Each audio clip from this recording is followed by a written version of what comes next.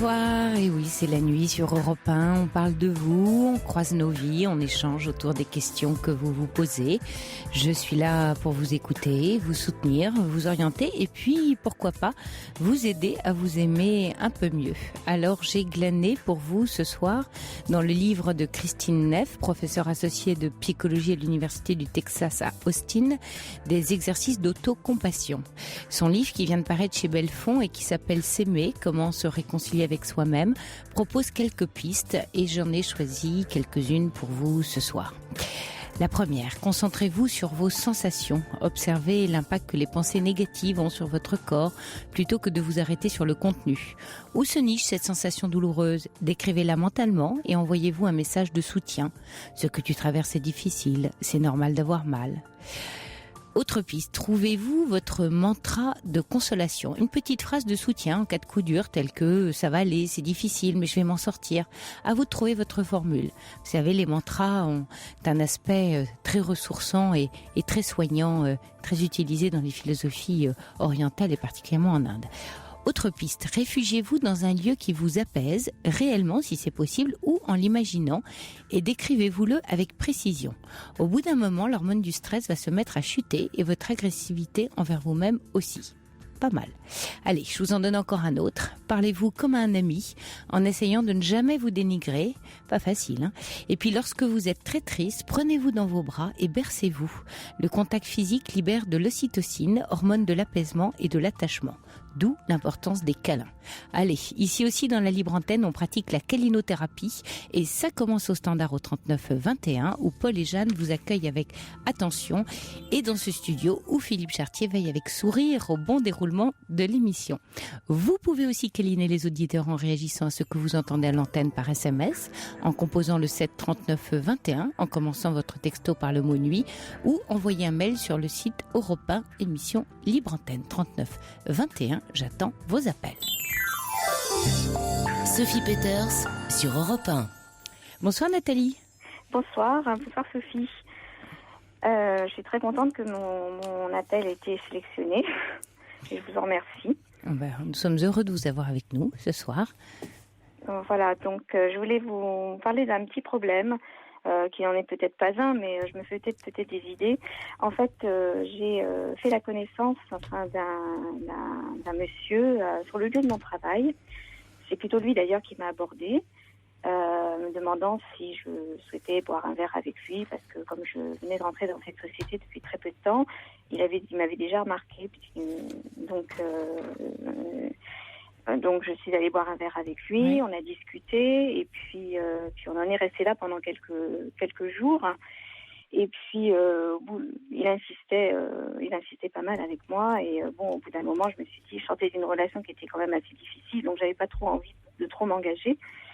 Et puis au bout d'un moment, je me suis dit, je vais quand même voir avec lui s'il y a des possibilités, si on peut avoir une petite relation. Vous travaillez dans le même bureau? Il y a des relations hiérarchiques ou oui, on travaille au même étage, mais pas dans le même bureau. D'accord. Mais on se voit très très peu. Et sur les mêmes sujets? Non, pas dans les mêmes domaines. D'accord. Non, c'est pas les mêmes domaines, mais enfin c'est pas le même service. Voilà, c'est sur le même étage. Et voilà, donc là, vous avez continué à aller vous voir en dehors du travail, à prendre un verre, à dîner ensemble? Non, c'est-à-dire que là, après on s'est revus parce que j'ai quand même décidé de le revoir et on a passé une petite soirée ensemble chez lui et puis c'est comme ça qu'on a commencé à sortir ensemble et être un petit peu. Mais ce qui me chagrine un petit peu de lui, c'est que je le sens un petit peu très très distant quand on est dans la rue. Je le sens inquiet, je le sens et il n'a pas peur que votre liaison soit découverte par des collègues ou? Justement, on a mis un point d'honneur justement à ne pas à être très discret au travail et de se dire simplement bonjour, de ne pas du tout s'approcher, ni de déjeuner ensemble, ni rien du tout. Bon, alors là, de ce côté-là, ça marche très bien. Mais du coup, et dans la rue, je sais pas, vous êtes dans une grande ville où vous habitez? Oui, on est dans une grande ville. Oui. Et quand il est dans la rue, quand on est tout près de notre lieu de travail, je consens à ce que on soit un petit peu loin. Mais quand on est dans la ville, tous les deux, je le sens très inquiet. Donc, même la dernière fois, c'est pareil, en sortant de chez lui, il me disait, ouais, attendez, attends, les voisins, ils vont nous voir. Alors, je dis quand même, les voisins, c'est pas grave. Mais il est libre, enfin, il est pas... Oui, il est libre, oui, il est libre, il a personne. Et je trouve que son comportement est un petit peu bizarre avec moi, parce que puis il exprime pas beaucoup ses sentiments. Bon, c'est vrai qu'il n'y a pas très longtemps qu'on est ensemble. Oui, vraiment, peut-être qu'il a besoin d'être un peu apprivoisé. Il a peut-être une histoire avant, enfin, je sais. Je sais pas. Vous connaissez, un peu sa vie, un peu son chemin. Je connais très peu sa vie, en fait. Bon, je sais qu'il m'a dit un jour sur un email, il m'avait dit qu'il n'était pas tellement apprivoisable, c'était un animal sauvage. Voilà, bah alors, donc il a donné le code d'entrée de jeu. Oui. Ça, oui, c'est une façon déjà de vous dire un peu, vous voyez, de prendre les devants et que vous ne soyez pas trop déçus ou trop déroutés par son comportement. Ça veut dire, si je suis sauvage, ça peut vouloir dire apprivoise-moi, comme le renard dans Le Petit Prince. Oui, c'est vrai. C'est vrai. Parce que là, ça fait combien de temps que vous fréquentez? En fait, on se voit régulièrement depuis, depuis début mars. Ah oui, on est le 26, 27, oui. Vraiment tout récent. Oui. Et c'est vrai que moi, je suis un petit peu frustrée par oui. moment, Alors, peut-être que c'est en lien, Nathalie, avec votre personnalité, votre caractère, vos attentes. Peut-être que vous avez, on va dire, une certaine idée de l'amour ou un certain besoin, en tout cas, qui correspond à quelque chose d'assez fusionnel, d'assez démonstratif, dans des codes, assez amoureux, se prendre la main, s'embrasser. Enfin, j'imagine c'est ça que vous attendez ou que vous aimeriez vivre. Oui, c'est ça. Oui. C'est ça, mais quand on est ensemble dans un milieu fermé, il n'y a aucun problème. Il est tendre, il est gentil, il me prend la main, il est agréable. Dès qu'on se retrouve dans un milieu où il y a beaucoup de monde dans la rue, etc., je le sens inquiet. Et ça vous rassure pas qu'il soit si proche dans l'intimité? Parce que en même temps, l'important, c'est qu'il est face à vous. Oui, mais il aime bien qu'on s'occupe de lui, mais je n'ai pas l'impression qu'il aime beaucoup s'occuper beaucoup de moi. Ah, donc, ça c'est autre chose. Voilà, il me prend la main, bon, comme ça, mais en dehors de ça, non, je pense que c'est plutôt un rapport un peu égoïste, un petit peu. Enfin, moi, centré sur lui. Vous voulez dire que dans l'intimité, il a tendance à plus prendre un peu d'énergie ou d'affection chez vous, en venant vers vous, que de vous en donner. Vous avez le sentiment dans le sens, où ça va. Ce sentiment-là, oui, tout à fait. Ah oui. D'où le fait qu'à l'extérieur, finalement, il manifeste rien, en fait. Voilà, tout à fait. Ou peu de choses. Bon, c'est vrai que c'est très récent et que bon, j'ai pas tellement à me faire. Je sais pas, mais ça m'embête un petit peu cette première approche. Par rapport à ce que vous avez vécu précédemment dans votre vie, d'autres histoires, justement, comment celle-là démarre, s'inscrit, qu'est-ce qu'elle dit par rapport aux autres? Par rapport aux autres, elle est tout à fait différente parce que les autres, j'en ai pas eu énormément, mais pour celles que j'ai eues, ça s'est toujours passé, c'était plus ou moins des rapports un peu fusionnels, on s'entendait bien, on plaisantait. Là, c'est différent, c'est quelqu'un qui a du mal, j'ai peur qu'il ait du mal à s'attacher, ou il a peur de s'attacher, ou il a eu un peu... Bon, c'est vrai que j'ai pas beaucoup discuté avec lui. Mais, il se livre peu. Il se livre peu, c'est vrai. Il aime bien me poser des questions, mais il se livre peu. Ouais. Ah oui. Et qu'est-ce que vous avez aujourd'hui, là, vous diriez qu'il vous apporte quoi, cet homme? Il m'apporte un petit peu, je sais pas, j'arrive pas Mais oui, voilà, j'arrive vraiment pas à me placer vraiment dans cette relation. Vous y sentez pas pour l'instant très heureuse alors que c'est le début. Alors vous êtes déroutée. Au début, j'étais heureuse de la voir. Ça se passait bien. Ça se passe toujours plus ou moins bien, mais je me sens pas entièrement épanouie. Donc vous vous sentez pas détendu, enfin Voilà, au sens tout à fait. détendu, hein, épanoui au sens libre, tranquille, en étant un peu soi-même, un peu Oui, voilà. gai, quoi, un peu heureuse. Voilà, tout à fait, parce que je sens qu'il y a toujours quelque chose. Je vais bien vivre la chose à un moment donné, et puis après, je vais me replier sur moi-même en me disant, mais c'est bizarre, il y a quelque chose qui cloche, ça va pas entre nous, ça me plaît pas. Et c'est ça qui m'ennuie, et c'est la raison pour laquelle ce soir je me demandais votre conseil, voir comment je peux agir avec un homme comme ça, parce que ça me frustre un petit peu. Oui, sans doute y aller très prudemment, Nathalie, parce qu'il a dit qu'il était un peu sauvage, et en même temps vous ouvrir de votre ressenti en l'interrogeant, c'est-à-dire simplement essayer d'échanger sur votre conception de la relation ou de l'amour, en parlant de vous, pas en parlant de lui, en parlant un peu de votre besoin et d'essayer de voir si éventuellement il peut l'entendre ou pas, lui demander, lui dire voilà moi voilà, peut-être j'ai tort, peut-être c'est pas une bonne question, mais voilà quelle idée ou quelle image me fait d'une relation naissante, voilà comment j'aimerais la vivre, voilà ce qui me parle, et j'ai le sentiment que t'es assez distant ou un peu loin de moi, alors peut-être je l'interprète mal, peut-être, mais est-ce que tu peux m'aider à mieux comprendre, ou à mieux te découvrir, peut-être qu'il y a des choses dans ton histoire et peut-être qu'il est blessé, peut-être qu'il est inquiet. Bon, c'est le tout début, donc peut-être qu'il est très prudent aussi. Mais le questionner, mais en parlant de vous, enfin, en lui demandant pas d'être rassuré, mais dire voilà ce que je ressens, et peut-être que c'est pas juste, mais j'ai besoin de t'en parler parce que je suis pas très bien avec ça. Vous êtes dans une relation quand même intime, donc ça permet d'ouvrir un peu votre cœur, en tout cas ce que vous vivez. Vous voyez, c'est pas votre passé, c'est pas. Et puis de confronter peut-être aussi avec lui justement cette représentation. Qu'est-ce qu'un couple, qu'est-ce que l'amour? Au début d'une relation, on parle beaucoup de ça, de finalement qu'est-ce qui nous fait rêver, qu'est-ce qui nous anime. Oui. On se rend compte finalement en avançant dans la vie que ce qui nous parle dans une relation amoureuse, ou en tout cas notre besoin, c'est notre façon, enfin la façon d'être aimé.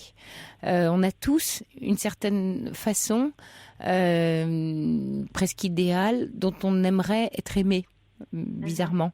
Et c'est un peu ça qu'on recherche dans une relation.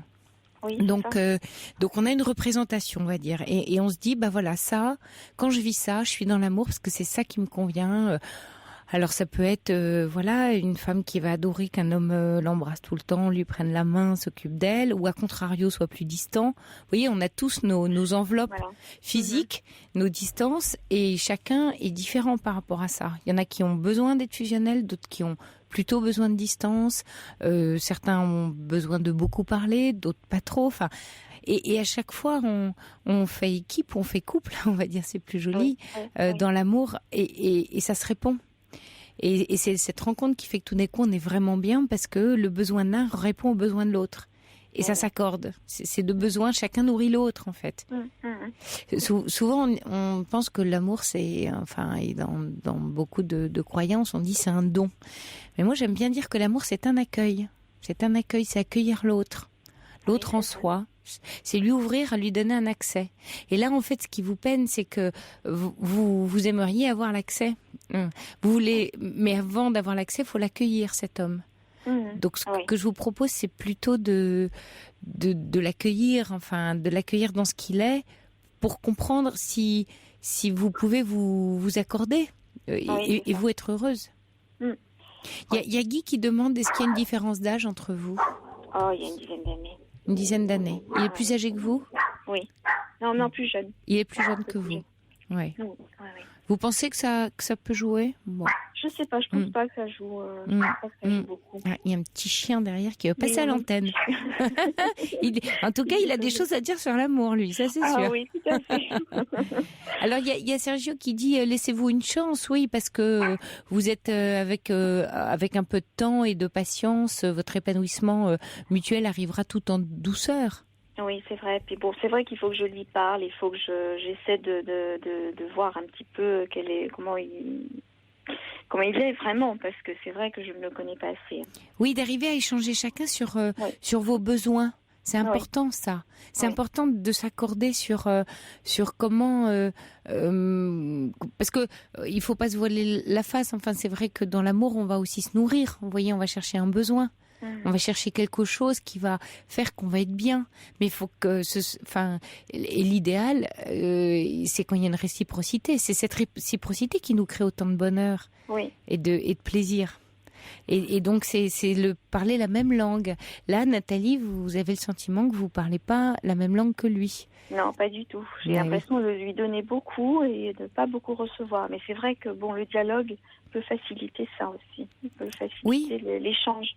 Oui, et puis peut-être attention aussi, parce que vous pouvez aussi apprendre des choses dans ce genre de relation. Si vos modèles, vous voyez, entre guillemets, précédents étaient plus fusionnels, peut-être que avec cet homme-là, en tout cas là, en quelques mois, puis après vous verrez, mais vous laissez un peu de temps d'apprendre peut-être autre chose, de découvrir quelque chose sur vous, de calmer une attente, d'arriver à vous rassurer avec ce qui vous donne dans l'intimité. L'autre partie vous déstabilise, mais peut-être que ça peut être intéressant. Ah oui. Vous voyez, il y a peut-être que ça peut vous amener sur un chemin pour vous de grandir, d'envisager les choses autrement. Ah oui. Mais bon, en même temps, il faut vous respecter. Il faut si après vous devez souffrir trop, là, il faudra faire un choix.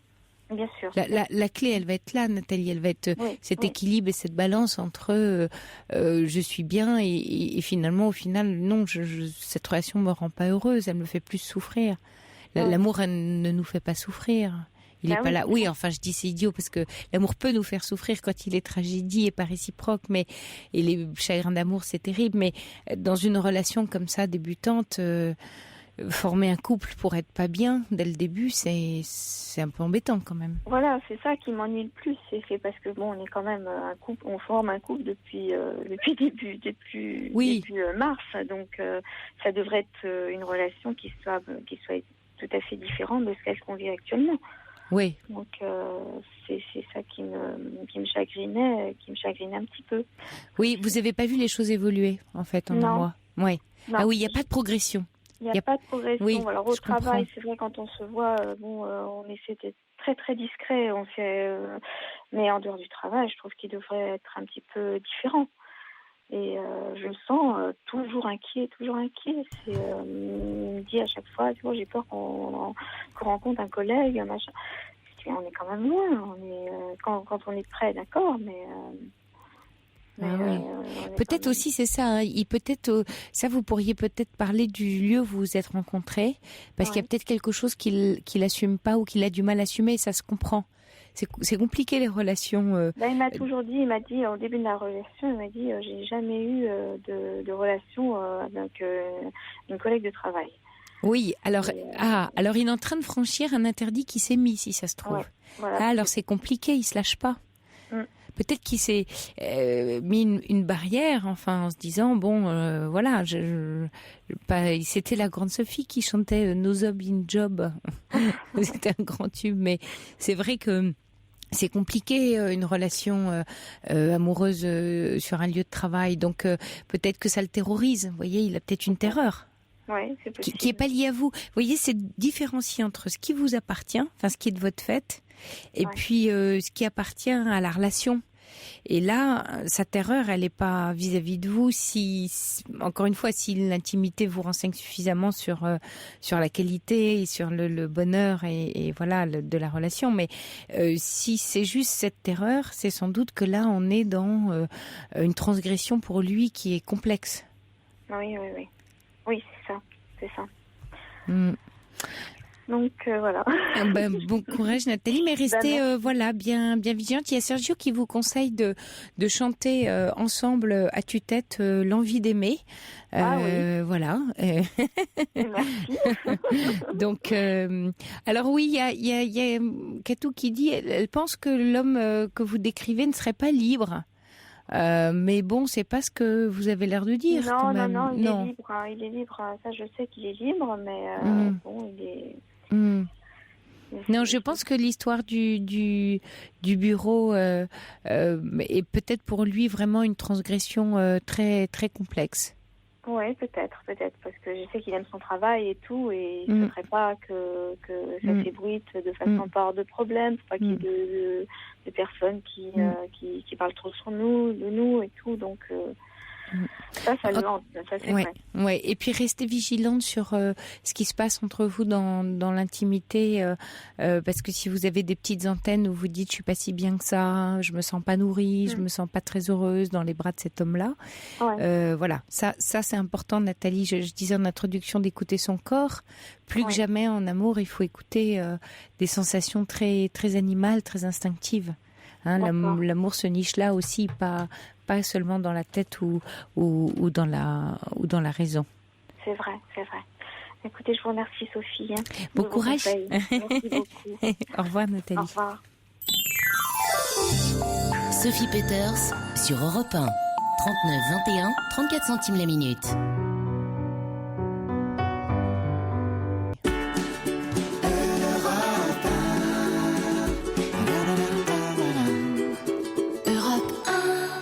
Bonsoir Michel. Oui, bonsoir.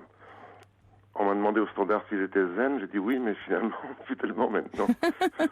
Bon, c'est pas grave. J'ai essayé. Voilà, je voulais vous parler d'un sujet un peu particulier, pas tellement d'ailleurs, mais dont on parle pas souvent.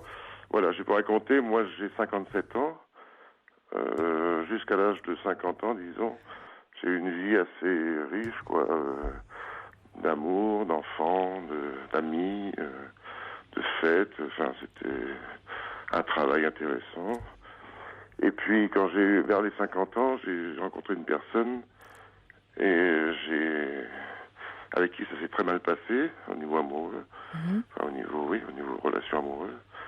Et je suis tombé fort grave dans une grosse dépression et je suis devenu alcoolique. Alors à ce moment-là... Alors qu'avant, c'était pas du tout... avant l'âge de 50 ans, vous étiez pas du tout tenté, il n'y avait pas eu rien. Non, mais j'étais très festif. Donc, d'accord. Vous leviez bien le coude, quoi. Comme on dit. C'était prêt, quoi. Si je tombais mal, je pouvais tomber mal. Sinon, il n'y avait pas de souci. Oui. Mais je suis tombé mal, et puis bon. Donc j'ai pris une grosse dépression, et je suis devenu alcoolique, quoi, assez fort. Et à ce moment-là... je me suis retrouvé à essayer de tricher un peu avec les gens parce que on veut pas trop en parler avec mes enfants, à mon travail, avec des amis, je cachais tout ça, quoi. Comme je tenais bien l'alcool, finalement, ça se voyait pas trop, mais c'était pas bien, quoi. Et puis mon médecin, le seul à qui je pouvais en parler, c'était un médecin en fin de carrière qui commençait à être un peu blasé, à part me disputer parce que je buvais trop et que je prenais du poids. Il n'avait pas grand-chose à me dire, quoi. Et puis donc, j'ai quitté mon médecin, j'ai été voir un nouveau, qu'on m'avait conseillé, et je suis tombé sur un gars qui a tout de suite compris que fallait pas me prendre comme ça, pas m'engueuler déjà. Et on a commencé un travail qui a duré 3 ans, un travail tout simple, hein, c'était... il m'a écouté, il m'a dit c'est pas grave.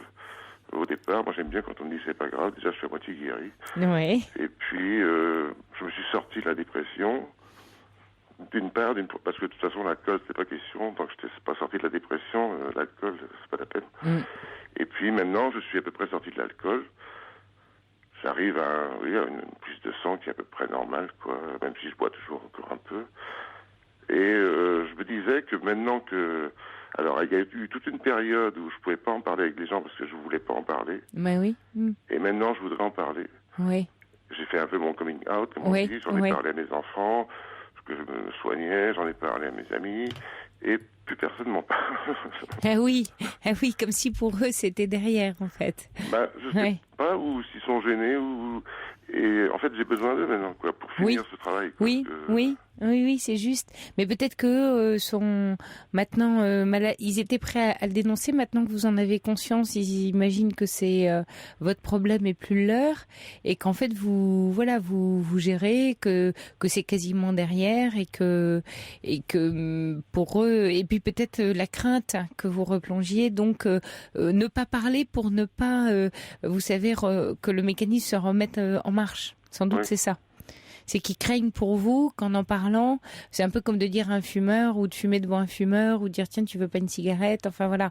Ce serait sans doute, j'imagine ça pour eux, mais peut-être que ce serait bien que vous puissiez leur dire, enfin est-ce que vous dites voilà, moi j'ai besoin d'en parler, j'ai besoin de... Oui, je le dis à certaines personnes.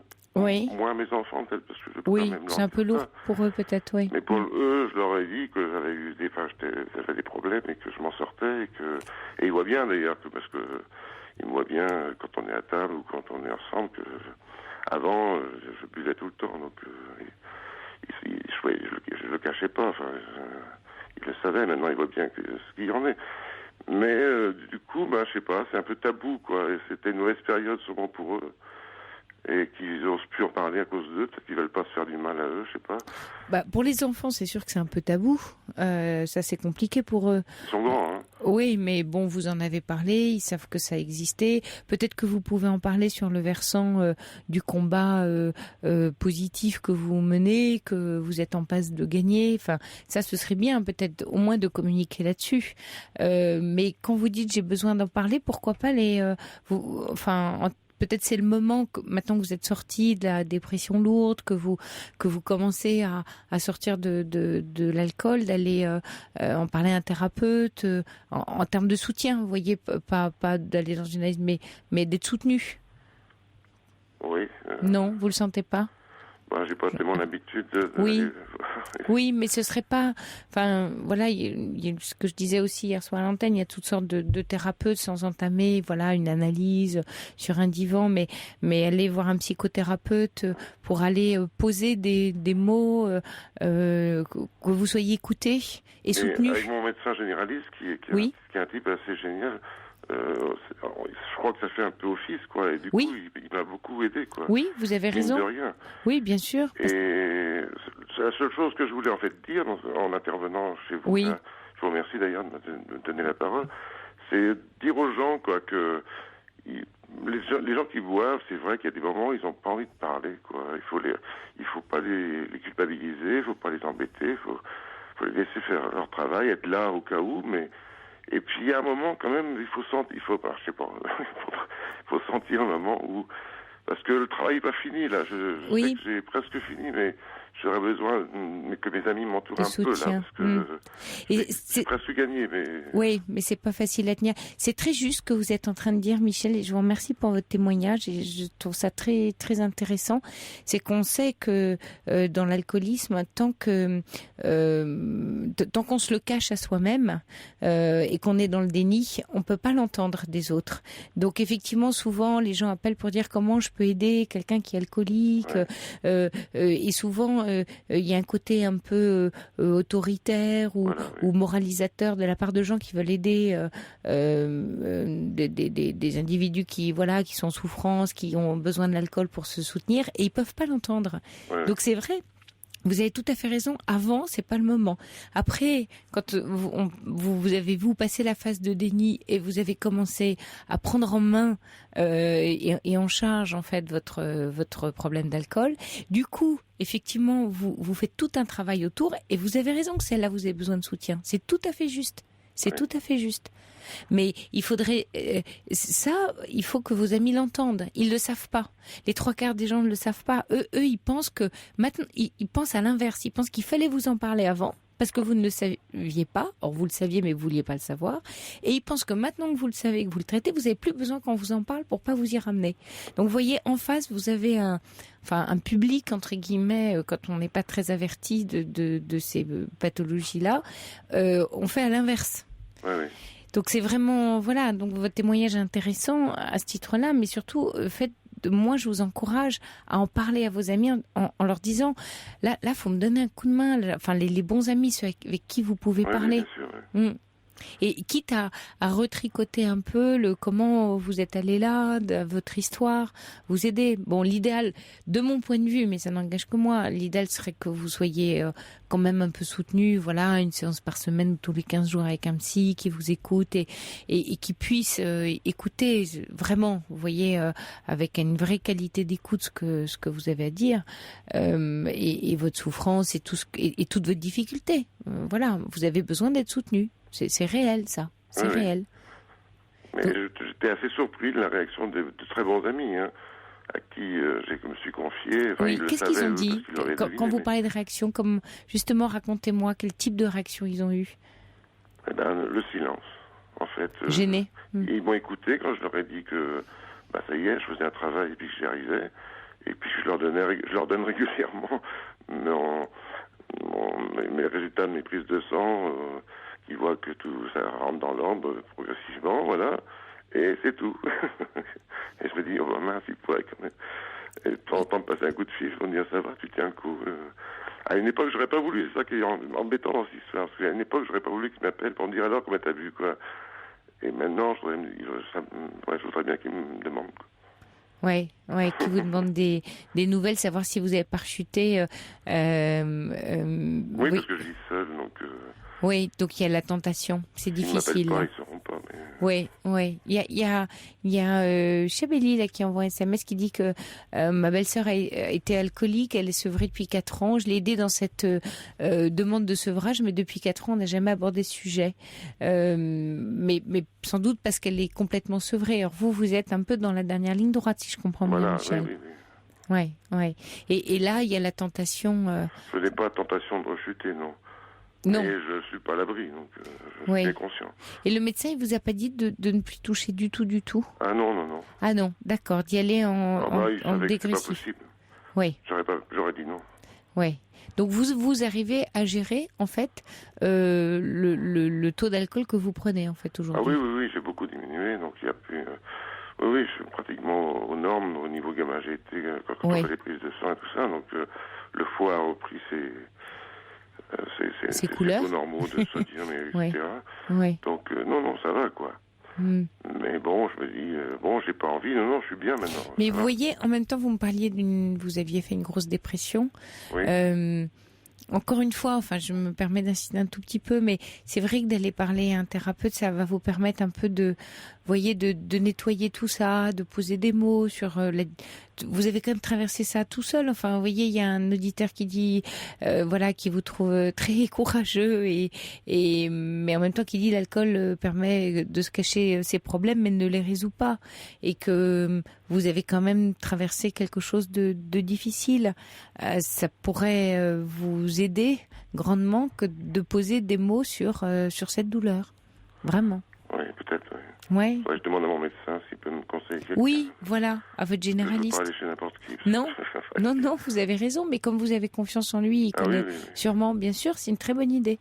Oui, bien sûr, demandez à votre généraliste en termes de soutien. Et je pense alors à moins que lui, vous puissiez, je sais pas, peut-être que lui en tant que généraliste, il veut bien vous recevoir toutes les semaines.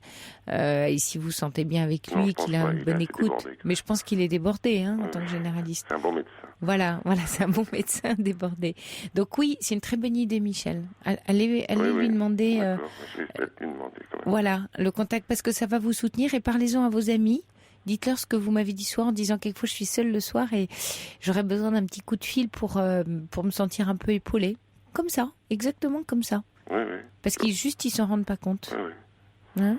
Et puis que le message passe pour vos auditeurs, parce que c'est vrai qu'un alcoolique, faut pas le prendre comme un demeuré quand il va mal, ni comme quelqu'un de perdu à jamais, quoi. Donc il faut toujours être là, mais c'est compliqué pour les gens parce qu'il faut jamais trop intervenir et ni pas assez, au bon moment. Alors c'est vraiment compliqué. Oui, c'est bien que vous disiez ça ce soir à l'antenne, parce que effectivement on a beaucoup d'appels d'auditeurs qui veulent aider quelqu'un dans leur entourage. Vous voyez, qui est alcoolique, et souvent ils butent sur le dialogue, sur la prise de conscience. Vous avez pris, enfin, c'est pas votre entourage qui vous a poussé, Ah non, c'est moi. Mais j'ai vous. commencé par traiter la dépression parce que je savais que c'est ça qui me bloquait tout. Ouais. Moi, je suis quand même quelqu'un qui a toujours été actif, qui a toujours fait plein de choses, et je pouvais plus rien faire, quoi. Donc dans ma vie personnelle, j'y pensais, je dis ça va pas, quoi. C'est pas possible, quoi. Et je m'engueulais un peu tout seul, quoi. Je me disais, mais et quand je m'engueule, je me traite par mon nom de famille. Je me dis, machin, arrête, quoi. C'est pas mal, ça. Mais vous avez vu, dans l'introduction de l'émission, non, je dis, il faut pas s'engueuler, hein, Michel, c'est pas bon, ça. Ah bon. Faut se parler comme un ami, gentiment. C'est vrai. Ça, c'est plus aidant. Mais c'est gentil, et je m'engueule gentil. Oui, voilà, d'accord, c'est bien, vous me donnez coup de pied aux fesses. Alors, il y a un auditeur qui dit, j'ai mon ami qui est alcoolique, est-ce que vous me conseillez un livre, que je suis perdue, qu'est-ce que vous me conseilleriez? Ah non, moi j'ai rien lu. Il Ouais. faut un bon médecin. Un bon médecin. Ou alors un bon psychologue peut-être, mais moi c'était un médecin. Oui. Quelqu'un de neutre qui m'a pas pris la tête, quoi. Oui, et qui vous a pas stigmatisé Non. ou culpabilisé. Quand je lui ai dit, voilà, mon taux de gamma GT, c'est plus de 100, il m'a dit, ça, c'est pas grave. La première fois que je l'ai vu, hein. Ouais. Il fallait Ouais. ça. Ouais. Donc je lui ai dit, voilà, j'ai trouvé le mec qu'il me faut, Ouais. ça va aller. Oui, sous-entendu, on va vous sortir de là, quoi. Ouais. Hein, on va vous soigner. Il y a Valérie qui demande, est-ce que des appels d'anonymes vous feraient du bien? Je suppose qu'elle propose peut-être de vous appeler, j'imagine. Je peux l'appeler, vous me laisserez son numéro. Ouais. Alors, hors antenne, voilà, on verra avec le standard. Mais c'est vrai que vous avez besoin là de vos proches pour être reconnus, je pense, dans votre combat. Ce qui est important là dans les proches, vous voyez, c'est que vous soyez reconnus dans votre histoire et dans votre combat. Oui, non, une anonyme, je sais pas, c'est un peu bizarre parce que ma vie, mes proches connaissent ma vie. Oui, donc ils savent d'où vous venez. Ils savent pourquoi, voilà. Ils savent très bien pourquoi c'est passé comme ça. Ils connaissent très bien la personne qui m'a fait du mal. Voilà. Mais ce serait bien peut-être d'aller parler de cette histoire avec, comme vous parliez de personnes neutres. Ça pourrait vraiment vous aider, Michel. Oui, non, mais je vais le faire. Je vais en parler à mon médecin. Super. Merci pour votre témoignage ce soir. Hein. Merci à vous, Michel, et bon courage alors. Bonne chance. Ça va, ça va aller. Bonne nuit, bonne soirée, merci. Sophie Peters, jusqu'à 1h sur Europe 1. Pour intervenir dans l'émission, appelez le 39 21 34 centimes la minute.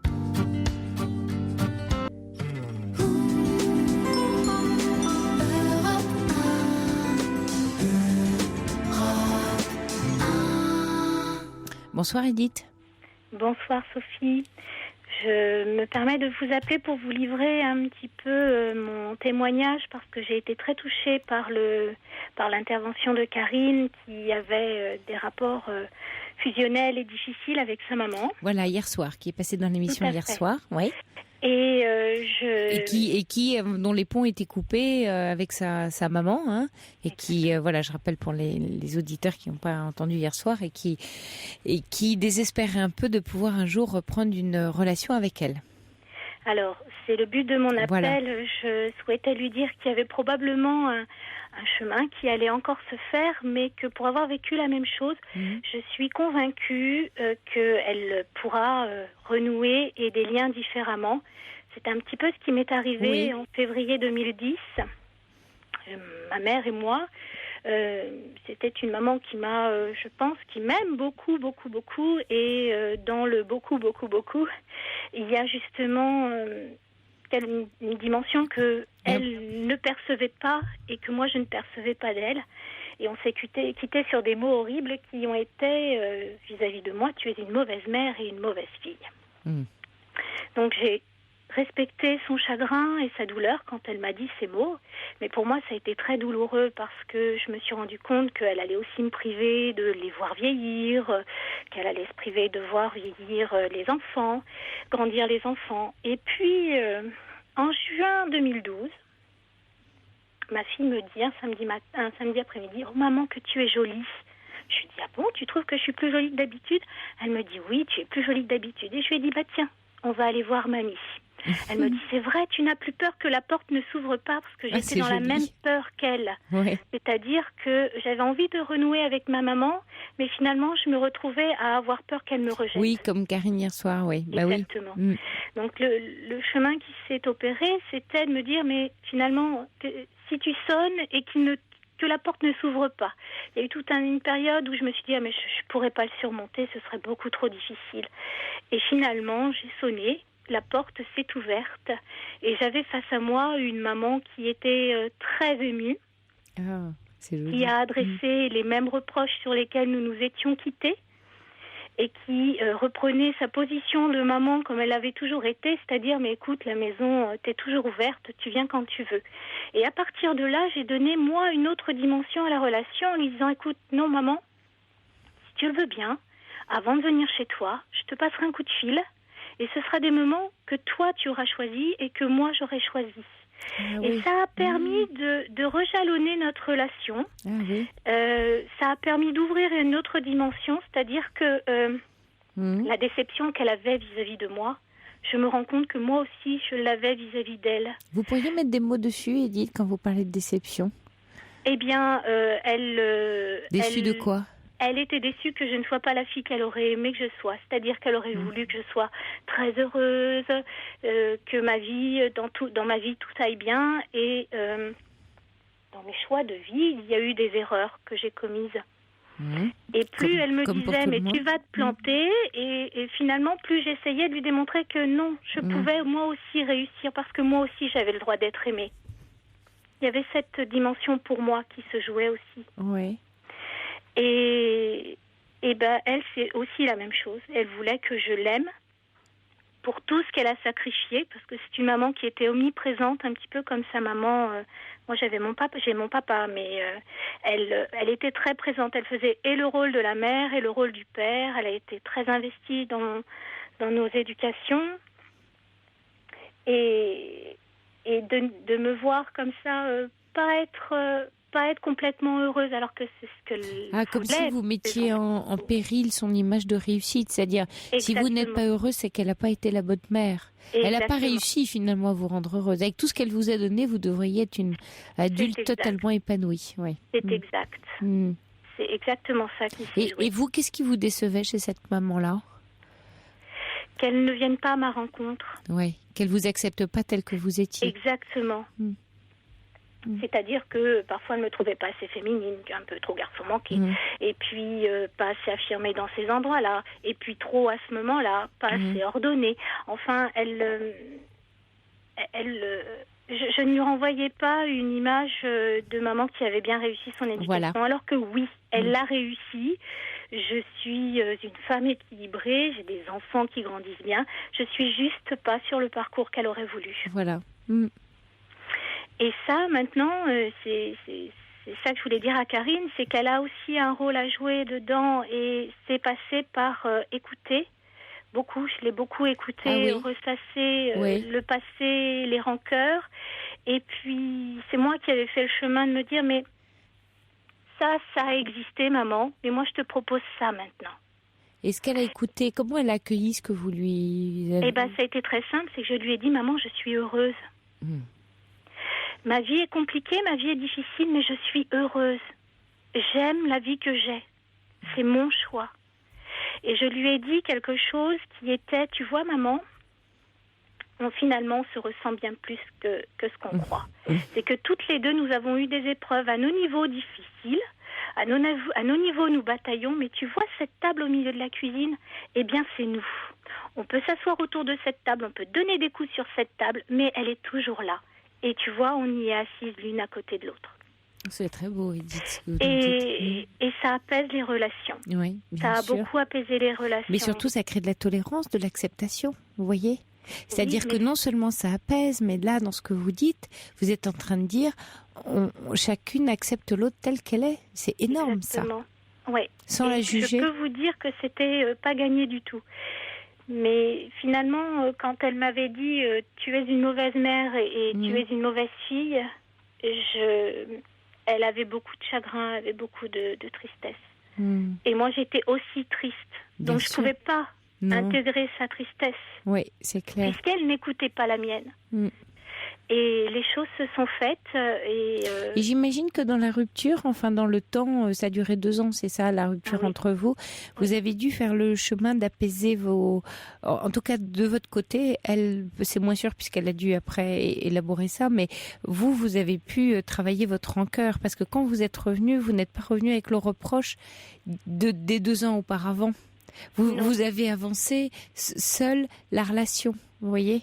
C'est-à-dire que vous êtes revenu. Oui, j'imagine. J'ai beaucoup pleuré, j'ai beaucoup ragé et j'ai essayé de surmonter cette peur qui était mais si cette porte ne s'ouvre pas. Oui. Et dans ma tête, à un moment, quand je me suis dit mais si elle s'ouvre pas, c'est pas grave, j'y retournerai un autre jour. À partir du moment où je me suis dit tiens, c'est pas grave, je reviendrai un autre jour, et que ma fille m'a dit, c'était très important quand même qu'elle me dise que j'étais jolie. Je voulais vraiment qu'elle comprenne que c'est compliqué, mais voilà, je suis là, je suis jolie, je suis en bonne santé, je vais bien. Mais elle vous a dit beaucoup plus que ça, votre fille Edith, parce que je pense qu'elle a été le rôle de la tenue, le rôle déclencheur en fait dans cette rencontre, parce que en disant à sa maman qu'elle était jolie, elle lui a dit je te reconnais en tant que maman, tu me plais, tu es la maman que j'aime, qui me convient à moi. En vous disant ça, elle répare, vous voyez, presque les fusibles de la relation du dessus. Mais elle vous dit ce que votre mère vous a reproché.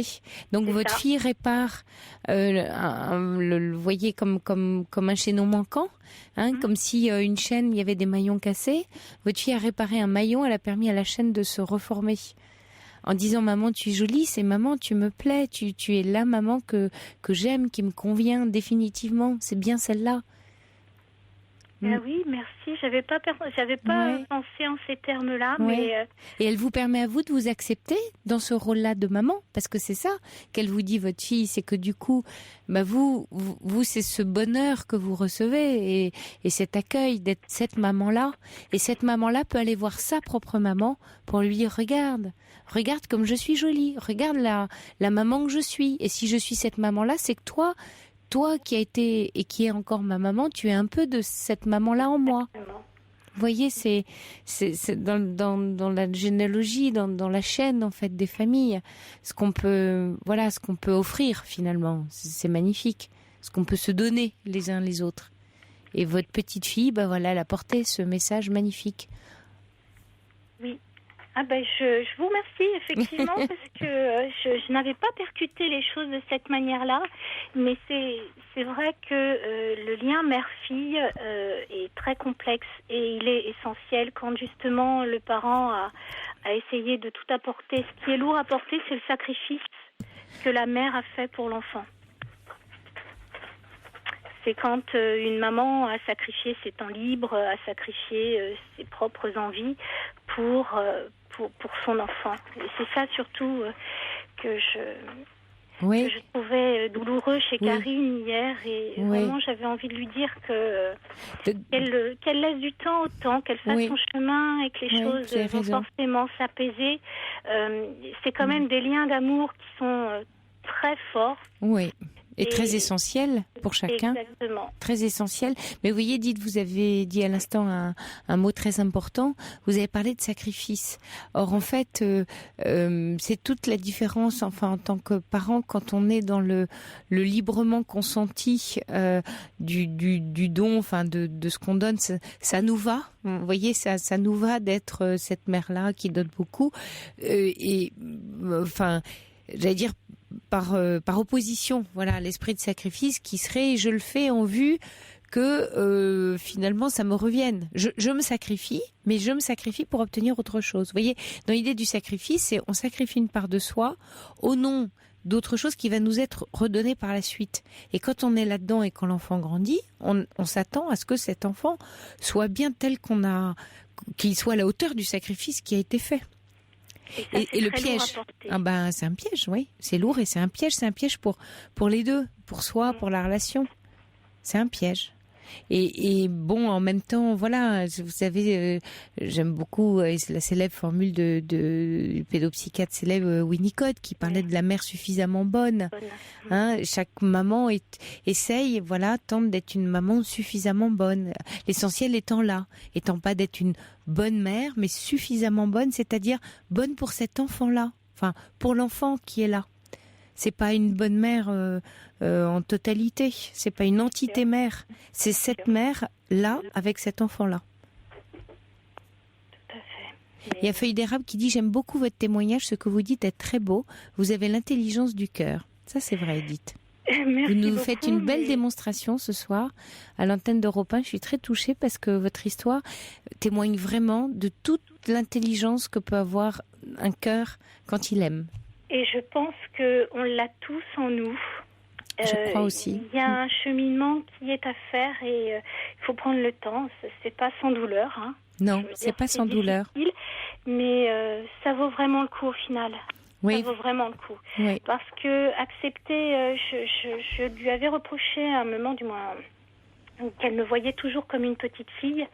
Et en disant ça, je l'entretenais dans qu'elle pouvait penser que j'étais toujours une petite fille. Alors ce que je demandais, c'était qu'elle m'accepte en tant que femme, comme moi je l'accepte en tant que mère. Ah, c'est très juste, c'est bien dit. C'est à moi, c'était à moi, et c'est moi d'ailleurs qui ai impulsé ça. C'est-à-dire qu'à un moment, je suis, écoute maman, je suis d'accord avec ce que tu dis, c'est tout à fait juste, c'est arrivé, mais voilà, aujourd'hui, je te propose ça.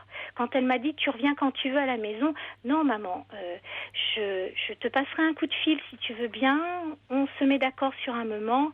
Il lui est arrivé de venir chez moi alors qu'avant elle ne venait pas. Je lui ai dit maman, je t'invite à déjeuner. Avant elle m'aurait dit non, je viens pas, j'ai pas envie. Oh allez, j'ai acheté chez toi. Non, c'est toujours le bazar. Et là non, elle a eu plaisir à venir. Elle s'est fait jolie pour venir chez moi, pour passer un moment. Et c'est un changement qui moi me réjouit parce que nos parents avancent dans le temps et que c'est comment dire, demain ce sera à mon tour d'être devant et de servir un petit peu de bibliothèque et de raconter mon histoire. Oui, c'est joli ce lien que vous avez retissé à votre manière, Edith. Vraiment un immense merci pour votre magnifique témoignage ce soir. Et encore beaucoup de courage à Karine. Je suis persuadée que les choses vont rentrer à un moment ou à un autre dans l'ordre. Oui, merci pour elle et merci pour les auditeurs de votre témoignage. Merci à vous, Edith. Bonne nuit à vous. Bonne nuit.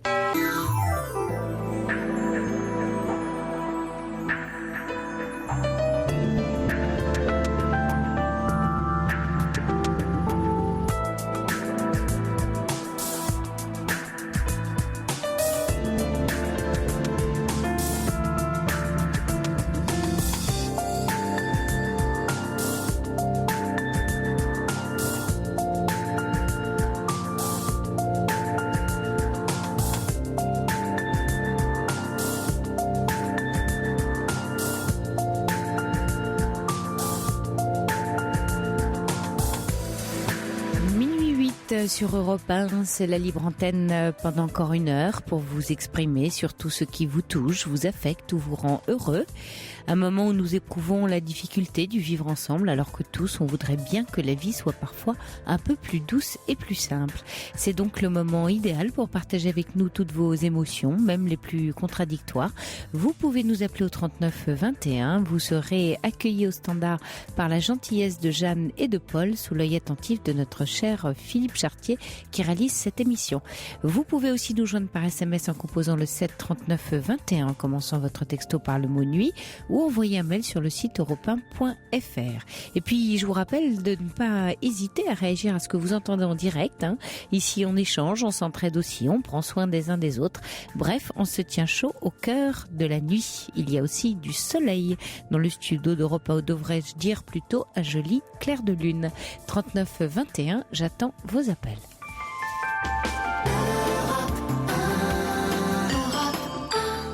Bonsoir Pierre. Oui, bonsoir Sophie. Bonsoir à toutes et à tous et un grand merci de m'accueillir et un grand merci pour votre écoute. Mais merci à vous d'appeler. Oui. Je vous en prie, je vais vous faire part d'un témoignage de mon témoignage personnel. Oui. déployez bien vos libres antennes, qu'elles soient grandes ou petites. Elles sont grandes ouvertes, très Ouvertes. étendues. Alors c'est merveilleux. Et je vais essayer de vous rendre tous, où que vous soyez et qui que vous soyez, un petit peu plus heureux à la fin de notre échange. Alors, C'est un beau projet. C'est un beau voilà, projet. je vais vous faire un petit tour. Voilà. Peut-être sera-t-il magique ou pas. J'ai entendu tout à l'heure la chanson Le Départ, Les Enfoirés sur votre antenne. Je ne la chanterai pas parce que j'ai un ton qui ne passe pas, mais en gros on commence à 1. J'ai appelé le standard. Avec Jeanne, nous étions 2. Sophie, avec vous, nous sommes 3. Et peut-être que déjà nous sommes quelques millions, mais qui sait. Voilà. Ce que je veux vous dire, c'est que quand on est 2, l'un en face de l'autre, l'un côte à côte, fous d'amour l'un pour l'autre, d'une manière ou d'une autre, on essaye de se parler, mais parfois, ou arrive un moment où on n'arrive plus à se comprendre. Et on a du mal à comprendre pourquoi on en arrive là. Mhm. On a toujours l'impression de parler de la même manière. On connaît l'autre par cœur, donc on Ouais, sait très c'est bien juste. comment il va réagir à nos propos. Et en fait, le petit déclic est là, c'est qu'en fait, on ne peut pas imaginer ce que l'autre pense quand il entend ce que vous lui dites. Mhm. Et c'est là que ça génère la confusion. Donc, comme un petit dessin vaut mieux qu'un long discours, je vais aller droit au but. Vous prenez un bac à sable, vous arrivez, le petit Pierre arrive avec son seau et sa pelle, il bombe le torse, il jette un coup d'œil dans le bac à sable et son regard traverse et est foudroyé par celui de Jane avec son seau et sa pelle qui, elle aussi, bombe le torse parce qu'elle est sûre d'avoir le plus beau seau et la plus belle pelle. Et puis quand elle voit celui de Pierre, elle va vite essayer de lui piquer et on est en pleine crise, alors que tout semblait beau. Et un grand arrive, leur explique que le seau de Pierre est ainsi, le seau de Jeanne est ainsi, et que finalement, avec leurs 2 seaux et leurs 2 pelles, ils vont construire un superbe château dans lequel ils vont pouvoir s'installer. Mhm. Voilà. Donc en fait, votre libre antenne, Sophie, est une véritable source de ressources permanentes, puisqu'en fait, toutes les histoires que j'ai l'impression d'entendre chaque soir, et j'écoute l'émission depuis la première émission, il y a quelque temps déjà, c'est toujours la même histoire, et ça, les chansons nous le disent bien. Écoutez bien les paroles des chansons que vous aimez, et puis méditez-les, et vous verrez, ça vous parlera droit au cœur. Donc, il y a un remède simple, c'est vous trouver un tiers de confiance qui traduira, qui mettra un filtre. Aujourd'hui, ce filtre, certains l'aiment avec 50 nuances de gris, certains le préfèrent arc-en-ciel, peu importe. Et lorsque ce filtre décode ce que l'un veut dire à l'autre, que les cœurs se parlent enfin au travers de nos mots et de nos oreilles, et bien là, tout d'un coup, un petit soleil apparaît, quelques petits événements heureux de ci, de là commencent à arriver, comme par miracle. Et en fait, on n'a absolument rien changé. On est simplement soi-même. On est soi-même en face des yeux de l'autre, et on se regarde les yeux dans les yeux, et on est heureux, on se sourit, et on se tend les bras. Et Pierre, quand vous parlez de ce petit filtre ou ce tiers, d'où il vient? Eh bien, c'est tout le mystère, ma chère Sophie, c'est tout le mystère. Je crois que chacun là, au fond de son cœur, je l'appelle, moi, ma petite pile à combustible, solaire, hein, puisque le nucléaire, on verra, mais c'est l'amour que vous avez en vous pour d'autres. Et en l'occurrence, moi, c'est pour une petite fille de 8 ans qui est l'amour de ma vie. Et je passe ma vie à essayer de la rendre heureuse. Quand elle est heureuse, elle sourit. Et ce petit sourire en retour d'une simple grimace me rend l'homme le plus heureux de la Terre à cet instant-là. Voilà. Et du coup, comme je suis heureux, j'ai envie d'aller tendre la main à quelqu'un qui avait une petite question en suspens ou un petit point à régler. on discute. Donc on met sur la table tous nos mots complexes, notre jargon, etc. Je fais ça avec ma petite fille pour décider des programmes que nous allons faire. Et je lui dis, on secoue tous les deux, on mixe, on souffle, on fait abracadabra. Et de là sort le programme idéal pour les deux. Voilà. Après, il n'y a plus qu'à suivre la route. Ouais. Donc Pierre, en fait, ce que vous nous dites, c'est que au début de l'histoire que vous nous racontiez, qui était très belle, vous dites à un moment donné, on se regarde et puis on comprend pas que l'étincelle magique est plus là, que finalement c'est la même personne, c'est quasiment les mêmes mots, mais ce qu'on se dit, ça passe plus. Et en fait, là, vous dites, il faut aller rechercher en soi, il faut aller repuiser à la source de l'amour, de la tendresse, quelque chose en soi, pour re-rencontrer l'autre, pour l'accueillir à nouveau. C'est ça que vous nous racontez. Voilà, c'est en fait, c'est qu'effectivement, l'amour a besoin d'être nourri comme tout. Oui. Sur cette terre, dans cette mer et dans notre ciel. Et là encore, j'ai un petit dessin très simple qui devrait parler à... il faut que les pierres roulent. Vous partez avec une pierre carrée. Vous ne savez rien faire. C'est éventuellement le blocage, les règles du jeu. Vous prenez un petit rond de bois, donc vous avez un petit cercle. Vous le mettez dans la pierre. Vous avez fait un trou. Vous avez une roue sur un moyeu, puisque vous transformez ça en la faisant tourner un petit peu, en une grande meule avec un essieu carré au milieu. Et voilà, on a juste inventé la roue, on vient juste de réinventer l'eau chaude et le fil à couper le beurre.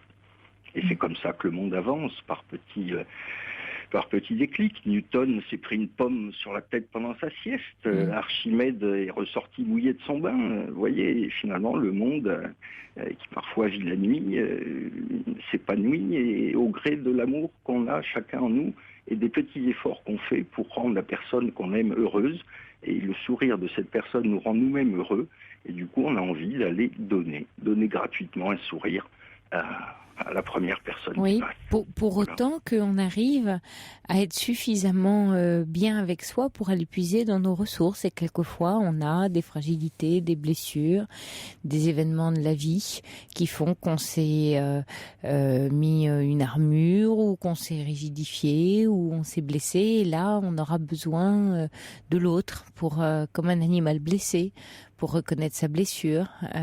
Alors tout ça se tricote effectivement à deux ou à plusieurs. Mais quelquefois, avec tout le désir, toute la bienveillance qui soit, des individus ont du mal en fait à donner ou à ouvrir leur amour, parce que ce sont des blessés.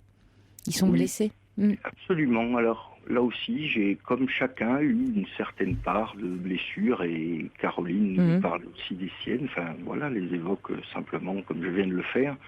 On a chacun une profondeur abyssale, voilà, une fosse des Mariannes, et elle est chacun à la sienne, et comme elle est sous l'eau, l'autre ne voit pas en dessous de la surface de l'eau, ou voit de manière diffractée, donc il voit avec son filtre et ses 50 nuances de gris bleu turquoise, et du coup alors, il va falloir que vous m'aidiez, parce que j'ai la fâcheuse habitude de commencer une phrase. Oui, de vous balader. Non, voilà, non, mais en fait, voilà, vous aimez vous balader. Alors vous prenez un chemin. Voilà. Je comprends. Je reprends votre main. Vous en étiez au fait de diffracter la lumière. Ah voilà, ramenez-moi au monde de Sophie, parce que assez philosophique, comme ça. Oui, donc ramener au monde de la lumière, c'est qu'en fait, donc plus on a souffert, enfin, je considère que moi, plus on a souffert, plus on a une carapace, et finalement, en temps de crise, et c'est ce qui se passait au temps de M. Barre déjà, eh bien, les feuilles des arbres à l'automne tombent, donc il y a effectivement une certaine épuration qui se fait.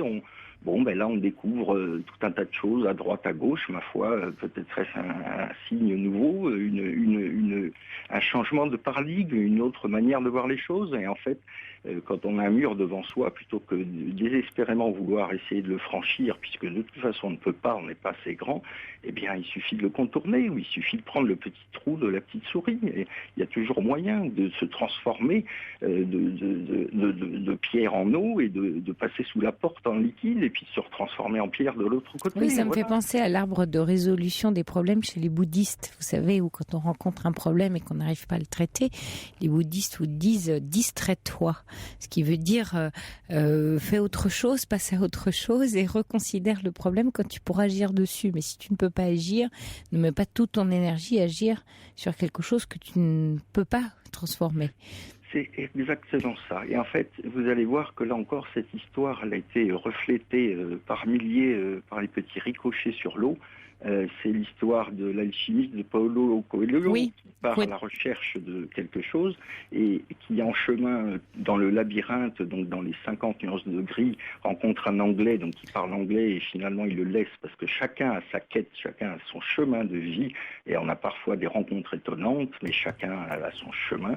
Et finalement, l'alchimiste s'aperçoit que toute la quête de ce que j'appelle moi, du coup, la première partie de sa vie, c'est pendant laquelle on apprend, on expérimente, on s'endurcit parce que la vie est dure et on le voit de plus en plus, on s'endurcit et puis tout d'un coup, on s'aperçoit qu'on a la solution, c'est l'arbre qui est à côté de nous, il suffisait d'y penser, mais on n'y avait pas pensé tout de suite, et à partir de ce moment-là, on change notre manière de faire, et on a parcouru un long chemin qui nous a forcé, endurci, avec, je dirais inversement proportionnellement à la difficulté des épreuves. Et du coup, aujourd'hui, moi je considère qu'on traverse une tempête. On reconnaît les bons matelots à ceux qui arrivent à garder le cap au milieu de la barque, et moi je pense que les bons matelots sont des gens qui ont souffert et qui ont été habitués à lutter. Et ceux qui ont été un petit peu moins bien habitués à lutter ont un petit peu plus de mal à passer la tempête. Le matelot qui sait réparer son bateau en pleine tempête, c'est sûr qu'il passe le Cap Horn un peu plus facilement que le voisin. Donc oui, bien sûr. Et toute souffrance n'est pas inutile à partir du moment où effectivement on lui donne un sens. Parce qu'effectivement on se trompe, c'est l'essai-erreur. Voilà, ça c'est normal. Et quand vous parlez du Cap Horn, vous êtes encore dans le vrai. On passe des eaux tumultueuses aux eaux calmes et bleues. On franchit son Cap Horn. Chacun a son Cap Horn à franchir. Oui, chacun a son Cap Horn. Et quand vous le passez, ça sonne. Vous avez franchi votre cap. Et on sonne la cloche, c'est ça on sonne les cloches à Pâques. Voilà. Donc, essayez d'imaginer que dans quelques jours, vous allez franchir votre cap et que vous allez être heureux. D'ailleurs, je vous rappelle, pour ceux qui ne s'en souviennent pas, c'était dans les actualités d'Europe 1 que notre cher pape François, lors de sa première messe des Rameaux, nous a dit simplement « Soyez heureux ». Voilà. Oui, alors vous savez qu'il sort un livre, le pape, dont le titre est « L'amour nous sauvera ». C'est beau ça, non ? Et lors et dans sa première messe à Rome, il a parlé de la tendresse. Si c'est pas beau, un pape qui nous parle de la tendresse. Voilà, et alors la tendresse, si vous voulez, c'est la surface du lac sur lequel vous avez 2 signes blancs et un signe noir, que sont les S et les E de la tendresse. Ah, c'est joli ça, oui. Et justement, ce signe noir que vous n'aviez jamais remarqué, c'est ce tiers de confiance qui est 2 signes tournés dos à dos, comme les deux, l'homme et la femme, sur dos à dos, assis sur une marque de sportive. Et finalement, si vous leur coupez la tête, vous apercevez que vous avez quelque chose d'uni. Voilà, donc en fait, il suffit simplement, lorsque vous avez 2 rois dos à dos qui n'arrivent plus à se comprendre, qui se parlent mais qui ne se voient pas, c'est d'ailleurs le fil conducteur d'un livre à succès là, qui est sorti il n'y a pas longtemps, eh bien, quand le tiers de confiance regarde d'en haut et souffle un petit peu justement ce petit déclic qui fait passer le Cap Horn, eh bien, il y a un rouage qui s'engraine, les rois se tournent, se font face, arrivent à se parler, et l'union des rois les rend forts. Voilà. Et vous avez 2 rois avec un petit soleil en haut qui se transforme en nuage et qui part avec ses petites ailes angéliques. Formidable, Pierre. On va rester sur ce beau conte de la nuit avec vous. Merci de votre appel. C'était les auditeurs vous remercient de vos qualités de conteur, et je pense qu'il y en a certains qui vont faire de beaux rêves cette nuit grâce à vous. Donc merci. Pierre, se réveilleront heureux demain, et c'était l'objectif. C'était l'objectif. Merci. Bonsoir Pierre, merci à vous. Sophie Peters sur Europe 1, 39 21, 34 centimes la minute. Europe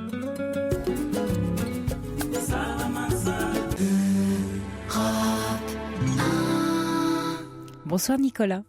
Bonsoir Sophie. Bonsoir à toute l'équipe et à tous les auditeurs. Je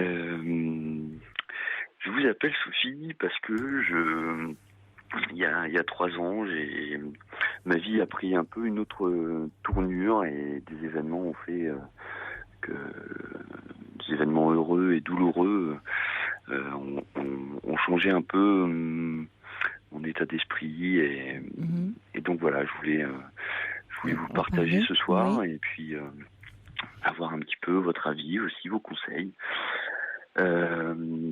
pour essayer de vous expliquer un petit peu ce qui s'est passé. Il y a 3 ans, je me suis marié et voilà, un jour merveilleux oui. et triste en même temps. Oui. C'était il y a 3 ans, c'est ça, Nicolas? Ouais, ça va faire 3 ans là, au mois de juin. Et triste en même temps parce que 3 semaines avant, nous avons perdu mon beau-père, donc le papa de ma femme, qui est parti 3 semaines avant le mariage. Et donc 6 mois après, mon père s'est envolé à son tour. Donc nos 2 papas n'étaient pas présents au mariage puisque le mien était hospitalisé.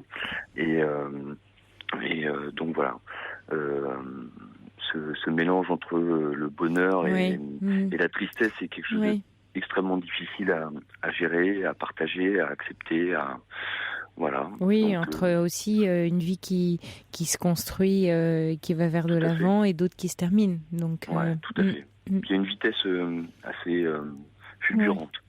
Donc quelque chose qu'on maîtrise pas du tout et c'est vrai que c'est assez marquant. Donc ça c'est vraiment cette première période qui a été très marquante pour nous. La deuxième, c'est que ma femme est tombée enceinte, donc nous avons eu un petit garçon qui est en pleine forme et qui est extraordinaire, qui va avoir 2 ans au mois de mai. Et donc nous avons fait le choix en fait de quitter la région parisienne pour s'installer dans le sud. Et nous avons acheté une maison pour accueillir notre enfant.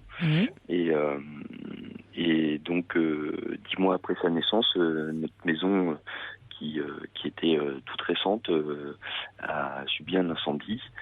Et donc nous avons perdu tous nos biens en fait. Donc deuxième fait, je dirais très très marquant.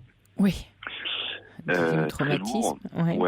Deuxième traumatisme. Et donc voilà, donc nous venons de rentrer dans notre maison depuis 15 jours seulement. Après les réparations, donc. Oui, après les réparations, entre l'assurance et compagnie. Il n'y a pas eu de, personne n'a été blessé. Non. Par chance, en fait, personne n'était dans la maison, donc ça, c'est vraiment déjà le premier soulagement. Et ça, c'est vrai que c'est. Mais c'est traumatisant, quoi. C'est rassurant, mais voilà, c'est un traumatisme, incendie. C'est extrêmement traumatisant. Et donc voilà, donc nous venons de réintégrer cette maison. Et voilà. Depuis 3 ans, en fait, j'ai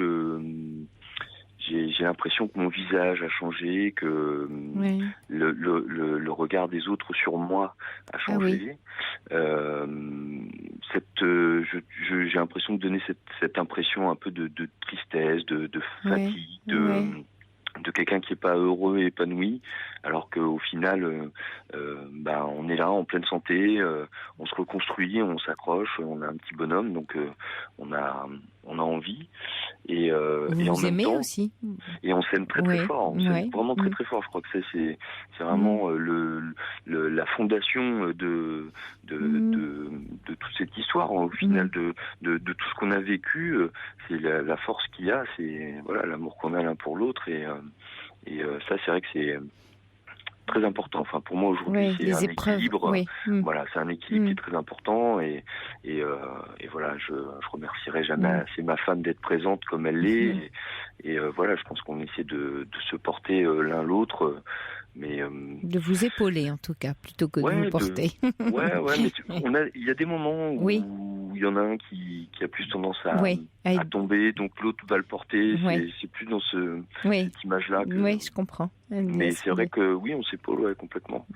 Et donc voilà. Mais c'est vrai que à aujourd'hui, j'ai un retour qui est très très négatif sur ma personne, quoi. Les gens me trouvent très... un retour, très, vous dire que des témoignages de gens qui vous disent des choses sur vous, qui disent, pas... qui des amis, des proches, des amis, des collègues de travail, la famille...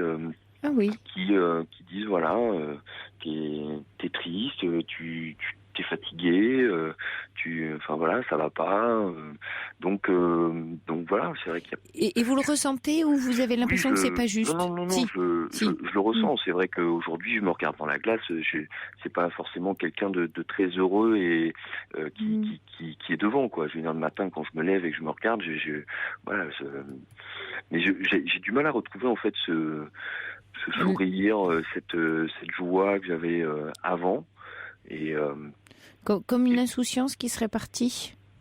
Peut-être. Mais bon, qui va aussi avec la vie qui avance. Qu'est-ce qu'elle en pense, votre épouse, elle trouve aussi, est-ce qu'elle est d'accord avec ce qu'on vous dit sur vous? Elle vous trouve triste aussi? Oui, je pense. Après, oui, elle l'accompagne différemment, elle l'amène différemment, mais elle le ressent. Je pense que c'est quelque chose qui la frustre aussi. Oui. Parce qu'elle aimerait que je retrouve ce peps, cette envie, cette joie. Oui. Et vous, ça se traduit comment? C'est-à-dire que vous avez le sentiment que voilà, vous vous levez avec des semelles de plomb, la journée est longue, tout vous ennuie. Vous avez du mal à trouver du plaisir dans votre journée, enfin de la. Un peu, ouais. Oui, j'ai plus cette sensation en fait de fatigue réelle, d'une réelle fatigue en fait, qui fait que j'ai les traits tirés. Vous êtes un peu déprimé, Nicolas, en fait. Oui. Un peu déprimé, oui, mais vous savez, nos vies, enfin, on est un peu comme la météo, on parle de dépression atmosphérique, voilà, quand il y a des tempêtes, des nuages, nos émotions, nos corps, nos cœurs, nos vies sont traversés de ces moments-là. Il n'y a pas, avec tout ce que vous me racontez, il se trouve que vous avez traversé, là, dans les 3 ans, coup sur coup, des événements qui vous ont bouleversé, bougé, transformé. Alors, bien sûr qu'il y a ce qui aujourd'hui crée un hiatus, quelque chose qui est compliqué pour vous, c'est que d'un côté vous raisonnez en vous disant j'ai tout pour être heureux. Vous savez, le syndrome de quelqu'un qui dit j'ai tout pour être heureux mais je suis malheureux. Alors j'ai une femme que j'aime et qui m'aime, j'ai un petit garçon merveilleux. Certes, ma maison a été détruite, mais ça y est, elle est reconstruite, on rentre dedans. Mais voilà, je suis pas heureux. Mais c'est ok. Enfin, et c'est cette raison-là, cette raison du devoir d'être heureux, parce que au vu de la société et des autres, vous avez effectivement tous les éléments pour l'être. Donc vous raisonnez, mais au fond de vous, il y a quelque chose d'une souffrance, d'une douleur qui a envie de se dire et qui a du mal, qui est en train de vous dire mais zut, à la fin, moi il y a des choses qui me font mal. Mais que vous ne vous autorisez sans doute pas à exprimer. Et plus vous mettez tout sous le tapis, là, plus vous voulez taire ce qui vous pèse ou ce qui vous hante ou le deuil, enfin l'incendie de la maison, des choses qui vous ont marqué, peut-être même d'autres. Plus vous allez essayer de taire ça, plus ça remonte. Et plus ça prend de la place, parce que cette douleur, elle est juste en train de dire j'aimerais juste que tu m'écoutes. C'est tout ce qu'elle dit, la douleur. Elle dit la souffrance que vous avez, ce vague à l'âme, cette tristesse, dit juste je voudrais que tu m'écoutes. Vous savez, je cite souvent dans cette émission un livre, enfin un auteur que j'aime énormément, qui est quasi mon livre de chevet, qui sont Les Lettres à un jeune poète de Rainer Maria Rilke. Et à un moment donné, il échange des lettres avec Monsieur Capu et il lui dit en substance, alors j'ai pas aussi le phrasé par cœur de Rilke qui est magnifique, mais il lui dit à un moment donné, si vous sentez à un moment donné une très grande tristesse dans votre vie, une très grande douleur, ne soyez pas dévasté ou malheureux, dites-vous que la vie vous tient dans le creux de sa main et qu'elle ne vous a pas oublié et que elle vous appelle en fait. Elle vous demande de vivre, elle vous demande de ressentir ça, d'être là, d'être présent. Et là, la vie est en train de vous demander, Nicolas, d'accepter, de regarder ce que vous vivez, ce qui vous pèse. Et ça ne veut pas dire que parce que vous allez regarder ça, vous ne savez pas saisir votre bonheur qui est là. Vous voyez, c'est comme si vous alliez trahir votre petit garçon, votre femme, tout le bonheur que vous avez par ailleurs. Ce serait le trahir que d'accepter que vous souffrez par ailleurs. Non, on est des êtres complexes. Ouais, mais j'arrive à le partager, ça, quand même. C'est pas quelque chose que je ne partage pas non plus. Oui, mais de le vivre, de l'accepter, c'est un travail intérieur, là, dont je vous parle, Nicolas. Vous voyez, c'était joli, tout à l'heure, vous avez parlé de vous regarder dans la glace. Oui. Et quand vous regardez dans la glace, au lieu de vous reprocher, finalement, ce que j'entends, vous me dites, finalement, je me reproche de voir dans la glace un type qui est pas heureux, alors qu'il a tout pour être heureux. Et si ça se trouve, c'est ça la pensée qui vous vient le matin, c'est de vous dire gentiment, comme je disais en début d'émission, de vous prendre dans les bras et de vous dire, ouais, là j'ai un peu de mal, là c'est dur, là j'ai le deuil, de mon papa, de mon beau-père, l'incendie de la maison, j'arrive pas, quoi. C'est encore là, et c'est ok que ce soit là. Et c'est juste d'accord que ce soit là dans votre vie. C'est ça. C'est un droit, c'est une autorisation à le ressentir, à être dans cette tristesse. Alors, ça veut pas dire que tout le monde doit en profiter, parce que du coup, comme vous l'assumez pas, vous l'emmenez au bureau, vous l'emmenez chez vous. Partout. Voilà, vous la baladez, votre tristesse. Ouais, complètement. Et puis, oui. Et puis après, c'est vrai que je l'ai fait obligatoirement ressentir aussi à d'autres, comme des amis proches. Oui, parce que c'est une façon. Je me suis un peu isolé, et pour éviter de les embêter avec mes histoires, et comme on leur a pris aussi beaucoup de temps dû à nos problèmes, c'est vrai qu'aujourd'hui, un éloignement en fait s'est un peu créé parce qu'on s'est isolé. Et donc voilà, il y a aussi ce manque de partage, justement, de ces personnes aussi qui m'entourent, parce pour pouvoir partager ça, quoi. Oui, mais Nicolas, en fait, vous pouvez le partager, mais vous pouvez pas leur demander ni de vous porter ni de la résoudre. Et peut-être qu'ils entendent autre chose et qu'ils sont en train de vous dire, on n'a pas forcément envie comme ça. Enfin, vous avez eu beaucoup de difficultés. Enfin, vous avez rencontré beaucoup de coups de semonce, de coups de tonnerre, d'orage là dans votre vie très jeune. Et donc ces amis qui ont été là, ils sont là dans l'instant, dans l'action, à aider pour la maison, à vous faire rire, à être joyeux au mariage, à partager votre amour, tout ça. Voilà, ils sont là-dedans, mais ils peuvent pas.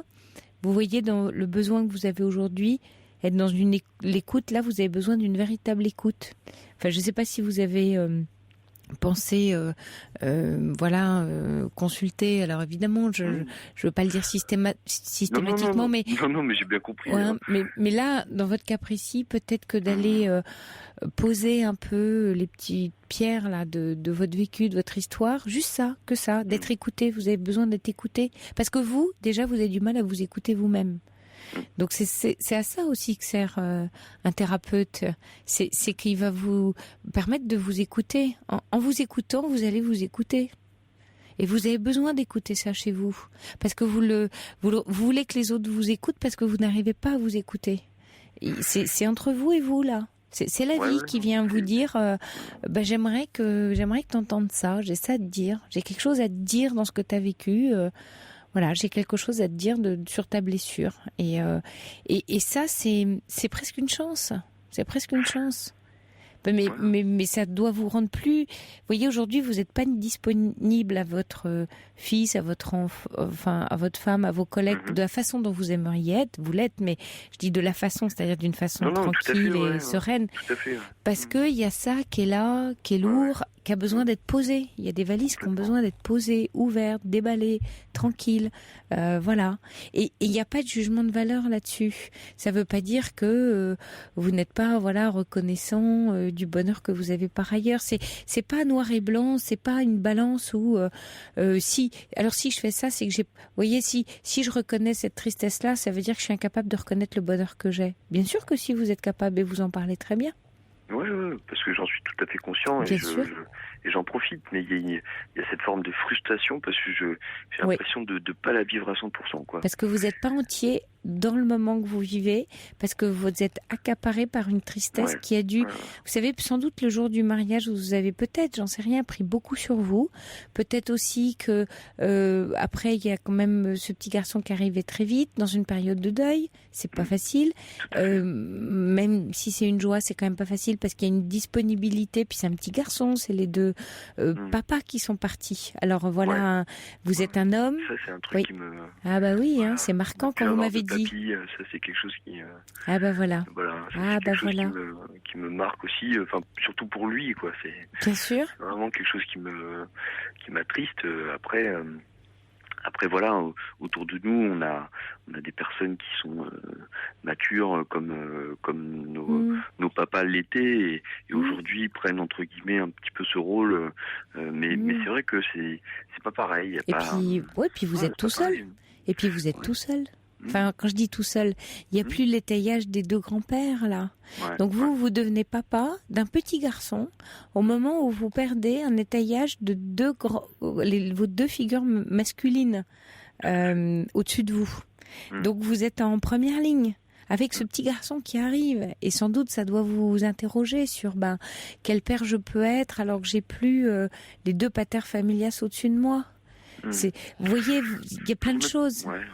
Je remets pas trop en question, quelque part, mon rôle de père. Je pense que je préfère le vivre au quotidien. Non, mais ça interroge une dimension plus grande, plus au-dessus de vous. Vous voyez, c'est pas votre rôle de papa qui est mis en cause, mais c'est cette généalogie là qui. Tout à fait, Et puis sans doute, je sais pas, la question que je me posais, Nicolas, est-ce que vous avez beaucoup pleuré?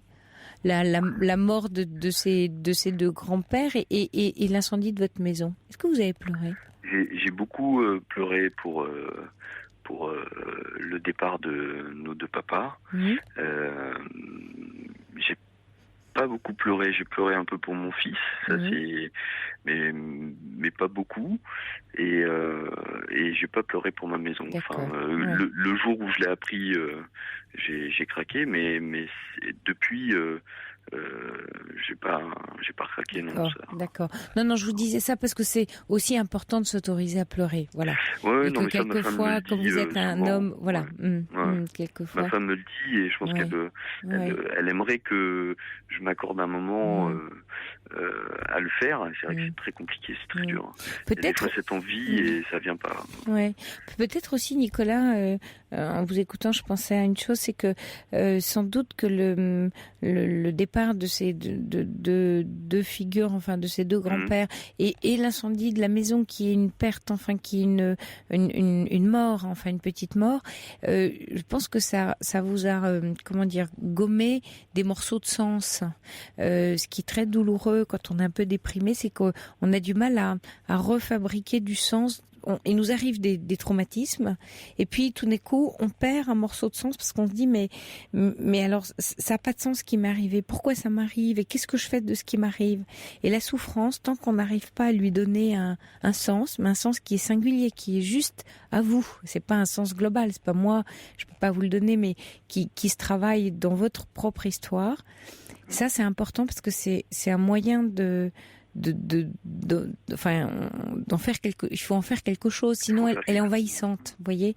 Aujourd'hui, vous avez une souffrance qui est envahissante et qui vous plombe le moral. Donc elle vous demande, un peu comme la fameuse tristesse dont Rilke parle, c'est un appel de la vie. Elle vous dit, viens, occupe-toi de moi, j'ai besoin que tu prennes soin de moi.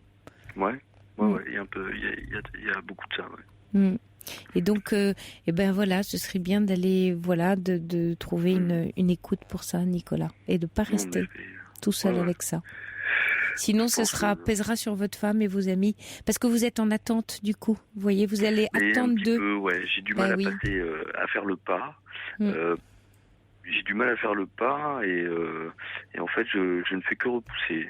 Mais oui, mais c'est pas leur rôle.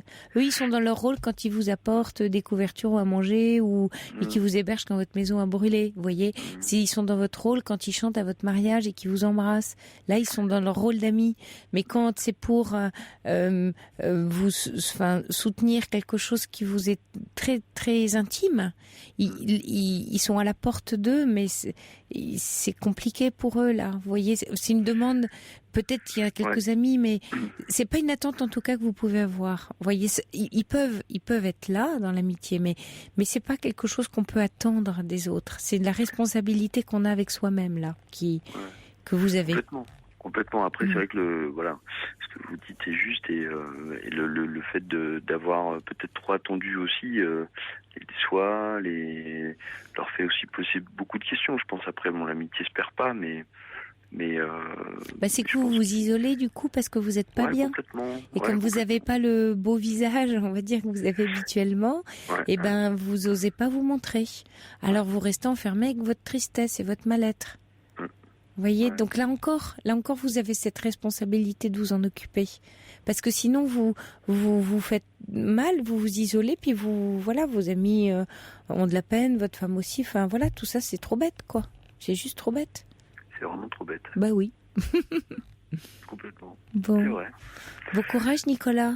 Prenez soin de vous. Merci beaucoup, Sophie, de votre écoute et j'apprécie beaucoup votre émission et j'écoutais Pierre avant là et c'est Michel aussi et c'est. Ouais. Puis c'est super. Ce soir, on a des hommes qui nous appellent. Alors, c'est sympa. Je trouve ça vraiment on est dans la parité.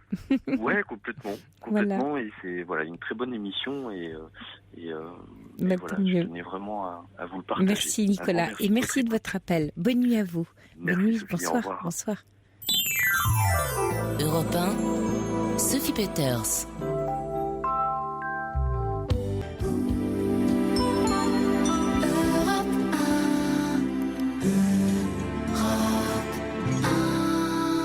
Et oui, ce soir, on a le cœur grenadine dans la libre antenne. Il y a deux Fatis qui envoient un message pour Nicolas en disant qu'elle est très touchée par le témoignage de Nicolas. Nicolas souriait à la vie reprend toujours ses droits et j'en sais quelque chose. Et puis Thérèse qui voulait dire à Pierre, belle sagesse de Pierre, en effet l'amour a besoin de se nourrir pour vivre et cette nourriture c'est en nous qu'il faut la chercher. Merci pour cette belle émission, merci à vous, chers auditeurs. Et puis Dominique aussi, qui a été tout étonné. C'est mignon qu'on lise à l'antenne son message, son premier petit mot hier soir. Alors, je voulais le relire parce qu'elle dit qu'elle utilise beaucoup les podcasts de l'émission et que ça l'aide à passer certains caps difficiles, d'autant quand on n'a pas d'interlocuteur pour mettre des mots sur ce qui ne va pas. Merci à vous pour vos beaux témoignages. On a vraiment le cœur tout grenadine ce soir. Sophie, vous êtes là ? Sophie est là. Voilà, on va terminer avec vous. Il nous reste quelques minutes, mais vous vouliez réagir à l'histoire de Michel tout à l'heure. Voilà. J'ai une information absolument extraordinaire à lui donner. On n'est que dans les bonnes nouvelles. Oui. Et je suis alcoolique depuis l'âge de 20 ans. Je suis bipolaire. Et comme j'étais pas diagnostiquée, chaque fois que j'avais une crise d'anxiété, je buvais. Oui. J'avais honte. Et puis, imaginez-vous que il y a 2 mois, je suis allée à la conférence d'un ponte. Oui. Un grand médecin à l'hôpital Saint-Antoine qui a parlé du baclofène. Oui. Oui, qui est médicament. Et c'est pas tombé dans l'oreille d'une sourde. J'avais rendez-vous chez la psychiatre le lendemain.